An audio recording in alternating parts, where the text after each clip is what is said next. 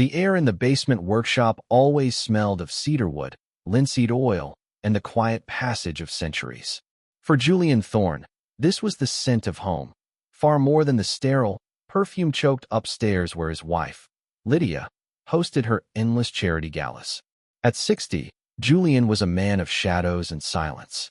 His hands, calloused and stained with dyes that no chemical could fully wash away, were the secret engine of the Thorne family's prestige. He didn't just fix furniture. He performed resurrections. He could take a splintered Ming Dynasty screen or a rotting Victorian escritoire and, with the patience of a saint, coax it back to its former glory. To the world, the Thorne Antique Gallery was a beacon of taste and history. To Lydia and their son, Marcus, Julian was simply the restorer, a high-end appliance that lived in the cellar and produced gold from dust. On that final Tuesday, the humidity was thick, pressing against the workshop windows like a heavy wool blanket. Julian was hunched over a 17th-century marquetry chest, his magnifying glass catching the dim light. He felt a strange unease, a prickle on the back of his neck that had nothing to do with the delicate woodwork. For months, Marcus had been coming downstairs more often, asking pointed questions about insurance values and the liquidity of the inventory. Marcus, with his expensive suits bought with Julian's sweat and his eyes that always seemed to be calculating the cost of everything but the value of nothing. "You look tired, Father," Marcus had said only yesterday, leaning against a stack of raw mahogany. "All this dust, it's not good for a man of your vintage. Maybe it's time to step back. Let the professionals handle the business side." Julian had merely smiled, a sad, knowing curve of the lips. "The wood doesn't lie, Marcus. It takes a lifetime to learn how to listen to it. You can't hire that kind of patience." Marcus had left without a word, but the coldness in his wake remained. The fire didn't start with a spark. It started with the smell of betrayal.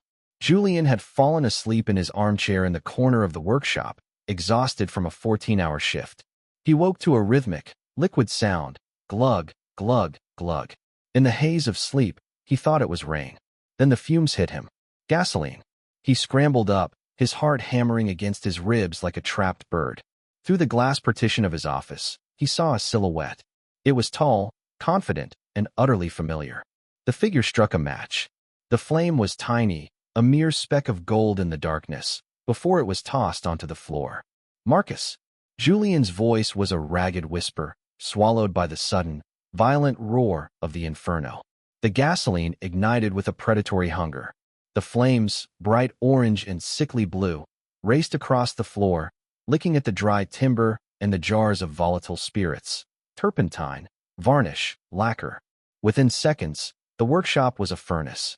Julian lunged for the door, but it was locked from the outside. He hammered on the heavy oak, smoke beginning to fill his lungs, stinging his eyes until the world turned into a blurry, red nightmare. "Help! Lydia! Marcus!" Through the small, reinforced window of the door, he saw them.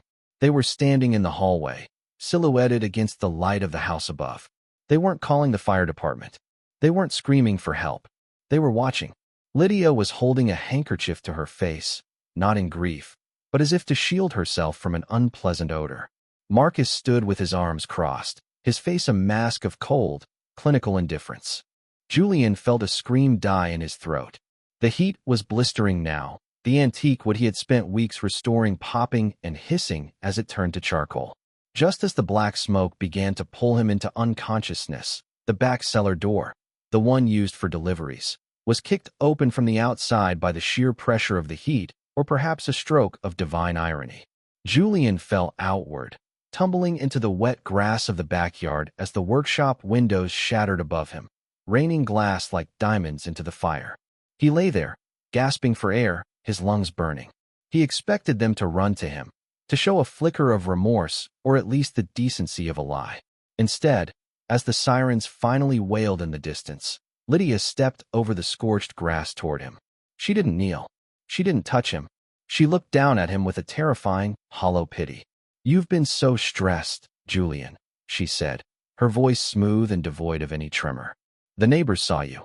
They saw you wandering around with the gasoline. They saw your episode. The pressure of the gallery, it finally broke you." Julian tried to speak, to scream the truth, but he only coughed up black soot. The workshop was uninsured for accidental fires caused by the owner, but the private collection upstairs, that's a different story, Marcus added, stepping up beside Ismay. He looked at his watch, a gold piece Julian had bought him for his graduation. The paramedics will be here soon. And the doctors. We've already made the arrangements. You need help, Father. Serious, psychiatric help. A quiet place where you can't hurt yourself or our reputation anymore.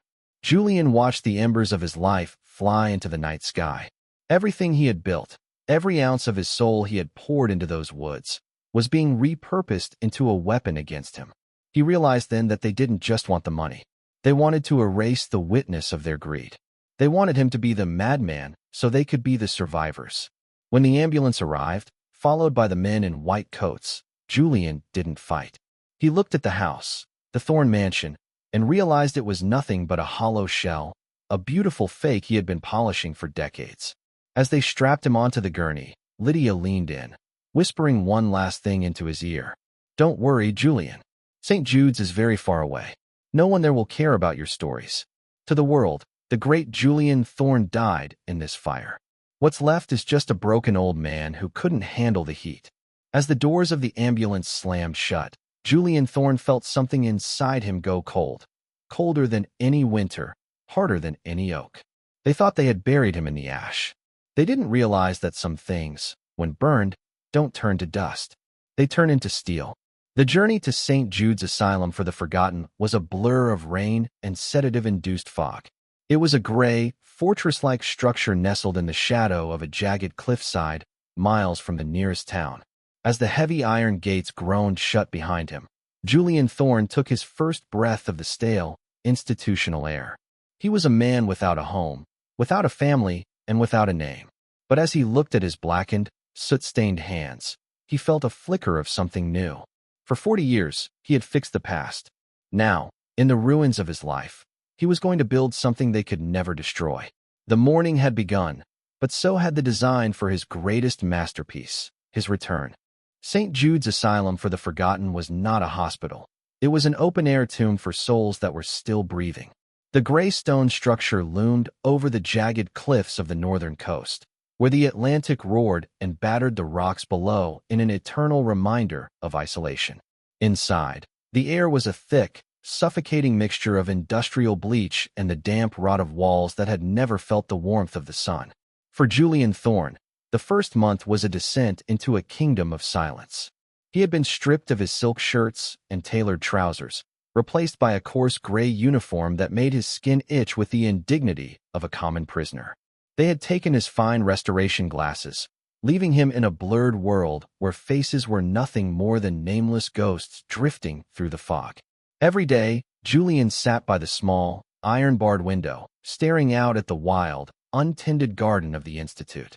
He was performing a ritual that no one there could possibly understand. He was mourning. He did not cry for the workshop that had burned to ash, nor did he weep for the priceless inventory that had been lost to the flames. Julian was mourning the grand illusion he had spent 60 years meticulously maintaining. Each painful breath in his chest was a funeral oration for the wife he thought he loved and the son he thought he had raised to be a man of honor. He realized, with a clarity that only total loss can provide, that he had spent his life restoring cracked vases for others while remaining completely blind to the festering rot within the foundations of his own home. On Sundays, when the distant church bells from the mainland echoed faintly across the cliffs, Julian would sit opposite the heavy main doors of the communal hall. He waited for an arrival, an explanation, or even a single look of remorse. But the doors never opened for him. No letters were delivered. No phone calls were forwarded. The silence from Lydia and Marcus was more brutal than the gasoline fire that night. It was a total erasure of his existence. Julian Thorne is dead, he whispered to himself, his voice raspy from weeks of disuse. They killed him long before they ever struck that match. The isolation began to gnaw at the minds of those around him. In the common room, other residents wandered like the living dead, muttering about lost glories or imaginary sins. There was a man named Elias, a former professor of mathematics, who spent his days counting the cracks in the linoleum floor. Elias looked at Julian one afternoon and spoke in a voice like dry parchment. "In here, time doesn't pass, Thorne. It just rots. We are the broken things they didn't want to fix. The words struck a deep, resonant nerve in Julian. The broken things. His entire life had been defined by the value of whether an object could be salvaged. But here, in the hollow of the forgotten, he realized a terrifying truth. He had allowed himself to be turned into a tool. He had been used, undervalued, and discarded the moment his utility had reached its end. His mourning began to shift. It was no longer the deep black of despair. It began to glow with the dull red of a quiet, smoldering fury. One night, as a storm surged over the cliffs and rattled the ancient window frames, Julian could not sleep. The phantom pain from the minor burns on his arms throbbed, but the ache in his spirit was far more violent. He climbed out of bed, walking barefoot over the cold stone floor toward the great, cold fireplace at the end of the corridor. The pale moonlight filtered through the clouds, illuminating the heap of dead ash and the charred remnants of wood left over from the evening fire. Julian reached down and picked up a large piece of charcoal. It was black, jagged, and filthy, something anyone else would have discarded as waste. But as his fingers closed around it, Julian felt a jolt of electricity run through his hands that were far too accustomed to the precision of a restorer's brush. He walked to the vast, windowless brick wall at the back of the hall, where the plaster had peeled away to create a canvas of raw, exposed history. He didn't think. He didn't sketch. With the charcoal in his hand, Julian slashed the first lines onto the wall. The initial strokes were violent, full of sharp angles and jagged edges. He drew shattered chains, eyes that wept smoke, and hearts bound in golden wire. This was not the delicate, invisible restoration he had performed for the elite. This was an exorcism. The charcoal ground against the rough brick, creating a dry, rhythmic rasp in the stillness of the asylum. Julian painted with his entire body, his shoulders shaking with the weight of every stroke. He was rewriting his own history, but not the version the Thorne family wanted to tell. He was drawing the truth about greed, the anatomy of betrayal, and the cost of a soul held in captivity. The next morning, when the first light of dawn broke through the mist, the nurses and patients woke to find the wall transformed. It was no longer a gray, institutional barrier. It had become a living, breathing entity, dark and powerful. It was a mural of epic proportions, a place where the ghosts of the past were screaming for justice. Julian stood before it, his hands stained black with soot, his eyes burning with a light they had never seen before. Elias, the old professor, approached slowly, his hand trembling as he reached out to touch the drawing. "You aren't counting the cracks anymore, are you, Thorne?" Julian looked down at his hands, then up at the wall. For the first time in decades, he didn't feel like a craftsman serving the whims of the wealthy. He felt like a man with a voice that could shake the world. "I spent 60 years hiding the cracks for everyone else," Julian replied, his voice echoing with a new, terrifying certainty. "But I realize now, it's only through the cracks that the light can get in. They thought they hid me in the dark, but they only brought me to the place where I could finally see myself." In the silence of St. Jude's, among those the world had discarded, Julian Thorne had begun his greatest journey. He was no longer the betrayed father. He was no longer the discarded husband. He was becoming the man he was always meant to be, an artist of the truth, who would use the very ashes of his life to build an empire that Lydia and Marcus could never burn down. The mourning was over. The discovery had begun. The charcoal mural at St. Jude's didn't just change the wall, it changed the air. The communal hall, once a place of stagnant despair, became a theater of quiet observation. Julian Thorne no longer sat by the window waiting for ghosts.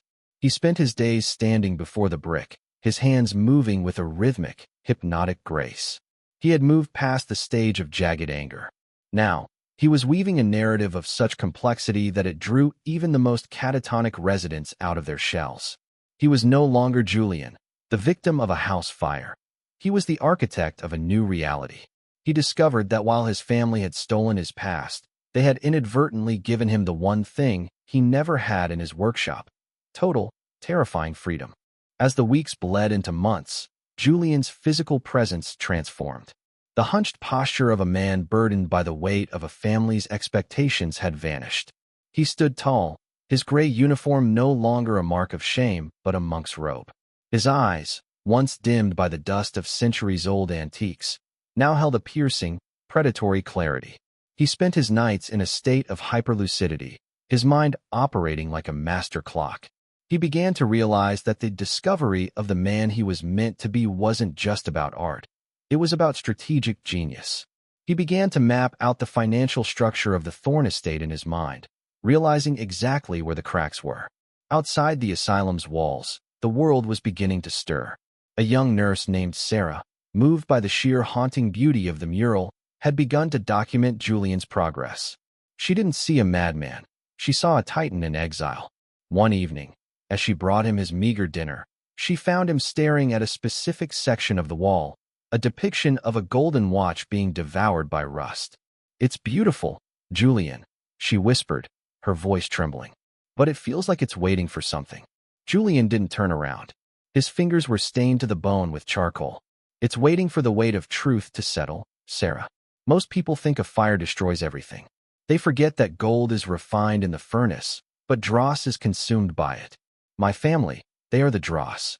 Sarah didn't understand then, but the phoenix was already rising. Julian began to use the library's limited internet access under Sarah's supervision. He wasn't looking for news of his family. He was looking for the market.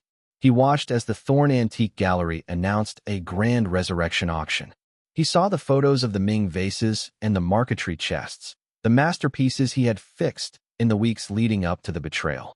A cold, thin smile touched his lips. He knew every grain of that wood. He knew every hairline fracture in that porcelain. And he knew that the things Lydia and Marcus were preparing to sell were the most beautiful lies ever told. The discovery of his true self brought with it a strange, detached mercy. Julian realized that for 40 years, he had been the only thing keeping the Thorne family from the abyss. He was the one who knew which debts were due, which clients were fickle, and which antiques were genuine. Without him, they were like children playing with a loaded gun. He watched from his digital window as Marcus made reckless investments, confident in the windfall from the upcoming auction. He watched as Lydia spent money they didn't have, mortgaging the mansion to maintain the facade of wealth. One night, Julian stood in the center of the hall, the moon casting long, skeletal shadows of his mural across the floor. He began to laugh, not the laugh of a man who had lost his mind, but the laugh of a man who had finally found the punchline to a 60-year-old joke. The mourning was officially over. He had grieved for the father he thought he was, and in the ashes, he found a master manipulator, a visionary, and a survivor. He approached Sarah the next morning with a small, neatly folded piece of paper. It contained a list of names, major art critics, insurance investigators, and a specific high-end auction house in London. "Sarah," he said, his voice as steady as a surgeon's, "I need you to send a message. Not from Julian Thorne. Tell them that the Phoenix has a story to tell about the Thorne collection. Tell them that if they want to see the last great work of the century, they should look at the walls of St. Jude's." The wheels began to turn. The young nurse, caught in the gravity of Julian's newfound persona, sent the emails. Within 48 hours, the first black sedan arrived at the iron gates of the asylum. It carried a man from the London Board of Antiquities. He had come expecting to see the scribblings of a broken old man. Instead, he stepped into the communal hall and fell into a trance. The mural was a map of human greed, so detailed and so visceral that it made the viewer feel the heat of the fire. "Who did this?" the man asked, his voice hushed. Julian stepped out from the shadows, his hands behind his back. A man who spent too much time fixing the past, and not enough time creating the future. As the expert examined the mural, Julian realized his discovery was complete. He was no longer a restorer of relics. He was a restorer of justice. He began to speak, not about art, but about the master replicas he had crafted before the fire. He explained, with clinical precision, how he had anticipated his family's move. He revealed the secret marks he had hidden in the wood, marks that only he could identify, marks that proved the entire Thorne auction was a fraud. The man from London looked at Julian with a mixture of terror and reverence. "You didn't just leave them with fakes, did you? You left them with a death warrant." Julian Thorne looked at his mural, at the figure of the phoenix rising from a bed of scorched Ming vases. "I gave them exactly what they wanted," he said softly. "I gave them a world where I didn't exist. Now, they have to learn how to live in it." The part of Julian that had been a husband and a father was truly gone, buried under the gray stone of St. Jude's. In its place was something unyielding and magnificent. He had discovered that his talent wasn't a burden to be exploited by others. It was a weapon to be wielded by himself. The storm outside the asylum was raging, but for the first time in his life, Julian Thorne felt like the storm itself. The countdown to the auction had begun, and Julian was no longer mourning the family he lost. He was preparing to preside over their funeral. The news of the mural of the Phoenix at St. Jude's spread through the art world and legal circles like a wildfire. Julian Thorne was no longer an isolated psychiatric patient. He had become a ghost haunting the opulence of the Thorne mansion. While he stood in the communal hall of the asylum, receiving delegations of inspectors and auction experts, Lydia and Marcus Thorne were preparing for the moment they believed would be their ultimate triumph, the Thorne Resurrection Auction in London. They were entirely unaware that Julian had spun a web where every thread was woven from their own greed. In the confinement that had now become a makeshift studio, Julian experienced a strange awakening. He discovered that his true self was not a restorer who always bowed before the relics of the dead, but a master of the present. He began using the media attention to send coded messages. Every interview, every photograph of the charcoal lines on the wall contained technical details about the antiques being offered for sale. He wasn't just drawing, he was exposing the power of a perfect replica. Julian told an insurance investigator one afternoon, his voice calm and melodic, lies not in how much it resembles the truth, but in how accurately it reflects the viewer's desperate desire to believe a lie. My wife and son didn't look at the vases, they looked at the numbers. The day of the auction finally arrived. In a luxury hotel in London, Marcus wore his most expensive suit, strutting confidently among billionaire collectors. Lydia sat in the front row, smiling proudly, ready to receive tens of millions of pounds. The money they believed was their reward for removing the troublesome old Julian. They had no idea that at St. Jude's, Julian was also watching via a small screen, flanked by Sarah and his new legal team. As the first item, a 17th-century mother-of-pearl marquetry chest, was brought onto the floor, the atmosphere suddenly turned thick. Before the auctioneer could even begin the bidding, a representative from the London Board of Antiquities stood up. He didn't raise an auction paddle. He raised a file. "Stop the auction," the man's voice rang out, as cold as a blade's edge. "We have evidence that this entire collection is fraudulent. These are highly sophisticated replicas crafted to deceive insurance companies and investors." Lydia felt the blood drain from her face. Marcus jumped up, screaming at the man. "What the hell are you talking about?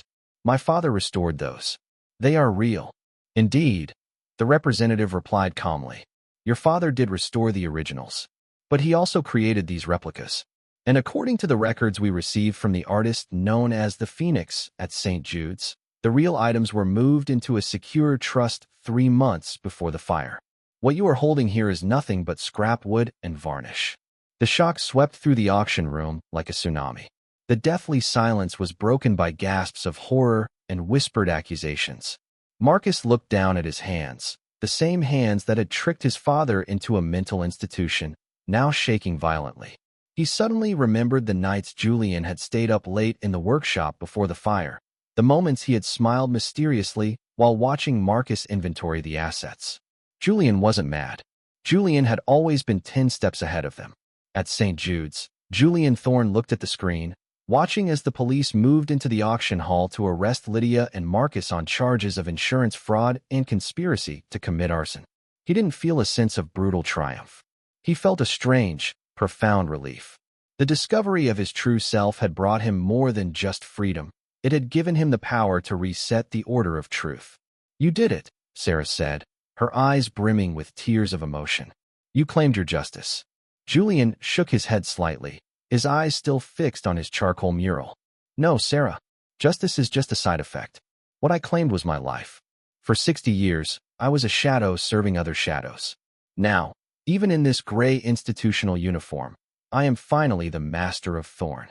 The world outside was beginning to recognize the genius of the man they had tried to erase, but Julian was already looking past the cameras. He had discovered that the restorer was dead. and in his place stood a man who no longer needed to fix the past because he was busy architecting a future where he was the only one who held the keys to the truth. He had lost a false family, but he had found an immortal self. The phoenix had finished burning its old nest, and in the ashes lay not just gold, but absolute, terrifying freedom. After the deafening collapse at the London auction house, a strange and profound stillness settled over St. Jude's. Julian Thorne no longer appeared in the media. He retreated into the depths of a chosen seclusion, where the reputation of the Phoenix now resonated far louder than any glory the Thorne family had ever possessed.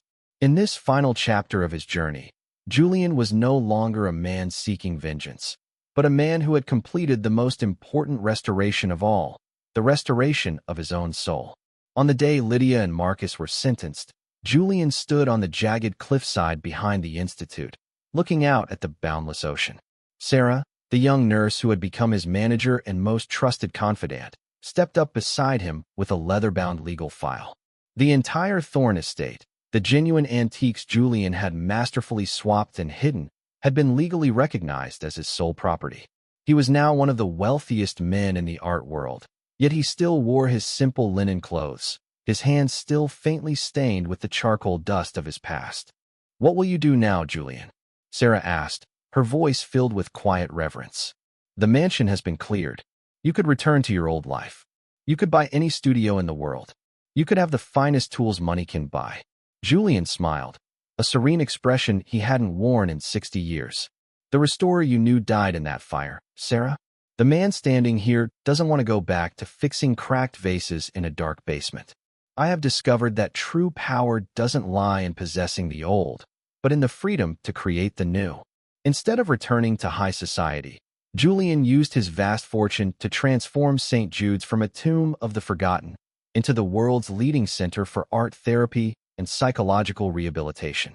He didn't evict the other residents. Instead, he brought them brushes, clay, and a renewed belief that nothing is ever truly beyond repair if one has the courage to redraw the lines. A few months later, a visit occurred that Julian knew was inevitable. Marcus, out on bail pending his final appeal, arrived at St. Jude's. He looked haggard, his once expensive suit now wrinkled and ill-fitting, his eyes hollow with desperation. Marcus fell to his knees at his father's feet in the communal hall, right in front of the grand charcoal mural that had started it all. "Father, please," Marcus sobbed, his voice cracking. "Mother is falling apart in detention. I'm drowning in debt. Just sign one document. Just one statement saying those items were authentic. One word from you, and we can have it all back. We'll take you home. We'll make it up to you, I swear." Julian looked down at his son, but he no longer felt the sharp sting of pain or the heat of anger. He looked at Marcus as he would a piece of rotted timber, wood that had been eaten away from the inside by termites until no core remained. It was something that even a master restorer could not save, because there was nothing left to bond to. "Marcus," Julian said, his voice low and resonant, echoing off the stone walls. "Do you still not understand? What you were trying to save are ghosts. You and your mother never loved me. You only loved the mirror I polished so you could admire yourselves. Now that the mirror is shattered, you are simply terrified of looking at your own true faces." "But we're family," Marcus cried out, grabbing at the hem of Julian's coat. "Family is a place where you grow, not a place where you burn each other alive," Julian replied calmly. "I spent 60 years mourning a family that never truly existed. Now, I am living for a man I've only just met.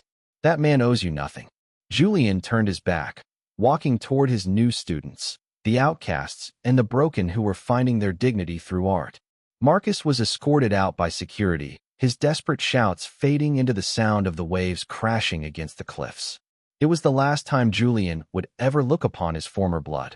The final scene of Julian's discovery took place on a vibrant, golden afternoon.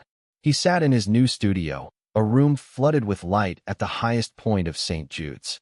He was no longer drawing with charcoal. He was working on a massive oil painting of a man standing in a vast, open field, looking toward a horizon without borders or betrayals. He had finally discovered the man he was meant to be, not a servant to greed, not a victim of cruelty, but a free spirit.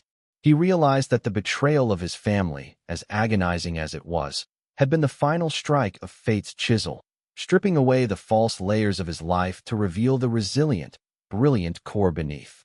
Julian Thorne closed his studio door and walked out into the hall, where the old walls were now covered in the vibrant new art of a generation he was helping to save. He took a deep breath of the salty sea air. His life hadn't ended at 60 in a heap of ash. It had truly begun the moment he learned how to mourn what needed to die and embrace the man he was always meant to become. The phoenix had taken flight, and this time, it never looked back at the ashes.